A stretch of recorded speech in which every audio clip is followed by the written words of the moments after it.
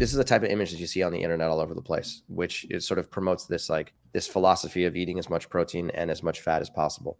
So what you see here on the top panel is that if you were to eat a bowl of Special K that's shown on the top right, Special K with maybe some berries, what you could expect is that your blood glucose is going to have a very large excursion following that meal over the course of the next 2 hours. You see this very large rise, and then it kind of comes all the way back down. And then you end up with this sort of very large mountain. And that says that your blood glucose, quote unquote, spiked to more than 30. In this picture, probably closer to about 50 points from its baseline value. Now, if you ate that same bowl of Special K, but to that bowl of Special K, you added 1 egg and some beef jerky. Now, as a side note, I've never eaten Special K with an egg and beef jerky inside of it, but that might be a pretty tasty concoction unto itself. But suppose you decided that you wanted to do that. Now, what you could end up expecting is that your blood glucose is not going to rise nearly as high. So it might, rise about 10 points or so, then come right back down within that same 2-hour period. And this right here makes you believe that adding more fat and or protein to this same meal is actually a good thing because it blunts your glucose spike. Okay. If you have seen something like this, or if you have tried something like this in the past, then let us know. This is the common marketing. This is all what you see on social media. You see this on YouTube. You see this on Instagram. You see this on TikTok. And people are constantly saying, all you got to do is just eat some fat and protein, because when you do, it quote unquote stabilizes and balances your blood glucose. And when you do that, then all of a sudden these glucose spikes don't happen. Okay. Now, let me tell you something. It's true and it's false. You can certainly blunt a glucose spike by adding fat and protein rich meals to your food. It will definitely work. But here's the problem. When you do this, you actually are solving a short-term problem, but you're creating a long-term problem. The short-term problem that you're solving is the next 2 hours. You get a much better response on your continuous glucose meter, or you get a much lower blood glucose rise, and that's a good thing. But the long-term problem you're creating is that you actually increase the amount of insulin resistance inside of your liver and inside of your muscle, and you actually are suppressing your ability to eat carbohydrates at the next meal. So what do I mean by that? If you were to eat the Special K bowl, you were to add some eggs or some meat to it, or maybe some dairy products, what that means is that you can suppress your blood glucose now. But the problem is that every single time you do that, you actually decrease what's called your carbohydrate tolerance. Your carbohydrate tolerance represents the ability of your liver and muscle to absorb glucose from your blood when it's present.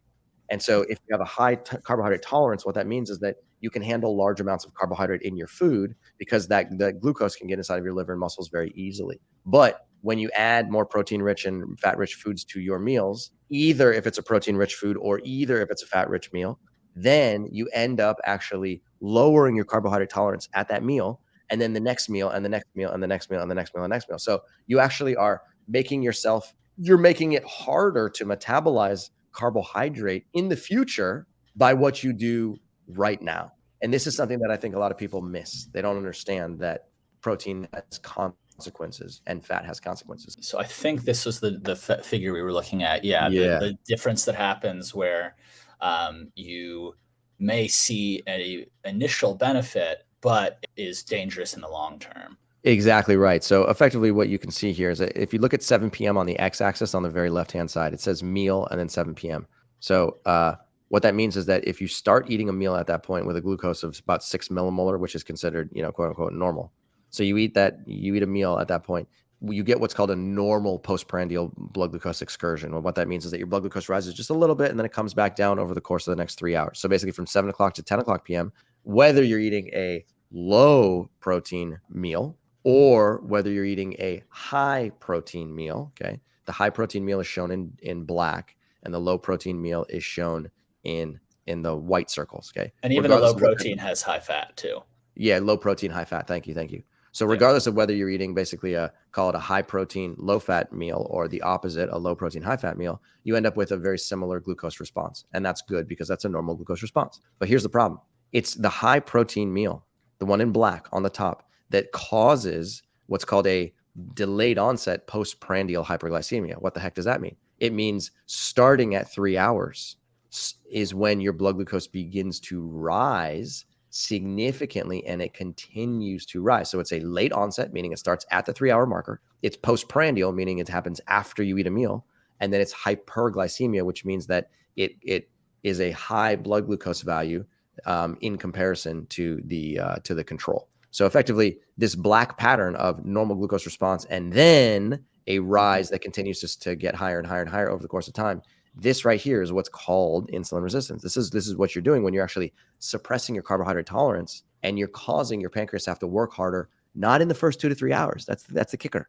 Okay, not in the first 2 to 3 hours, but you're causing your pancreas to work harder after the 3-hour marker. And for this, in this scenario, it goes basically from 10 o'clock p.m. to 7 o'clock a.m. So we're looking at your pancreas having to work harder for 9 hours following this meal. Now, if you go back to the original image that we showed earlier, Colin, with the special K bowl, okay, take a look at the time on the x-axis. We are only looking at the first 2 hours. So if you only choose to look at the first 2 hours, then you're going to say, okay, cool. I should clearly be eating eggs and protein or eggs and beef jerky, because when I do, I get a lower response in the first 2 hours. But what you're not doing is taking a look at what happens over the course of the next 9 to 12 hours. And if you were to fast forward and take a look at those 9 to 12 hours, then guess what? Your blood glucose would do this.